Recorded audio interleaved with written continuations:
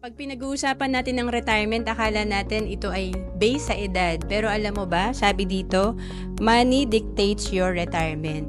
Ibig sabihin, kung age 65 ka pero wala ka pa ring pera or ipon, kailangan mo pa ring magtrabaho. Pero kung ikaw ay age 40 pero may sapat ka ng retirement fund, pwede ka na mag-retire.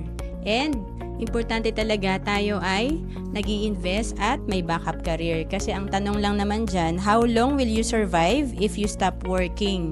Kasi akala natin basta kumikita tayo na malaki ngayon, forever na. Pero syempre, pwedeng kung ito ay active income or base sa salary na mamasukan tayo, pwede itong mahinto. Pwede tayong mawala ng trabaho anytime. And importante talaga kung naghahanap tayo ng savings program at pwedeng simulan sa ating retirement, pwede tayo magsimula dito sa Kaiser. Dito 3 na ang meron ka. Dito rin ako nagsimula noong 2012. Meron ka ditong investment, healthcare at life insurance. For as low as 2,647 per month, pwede ka na magsimula sa Kaiser at pwede ka ring online mag-apply kung OFW ka.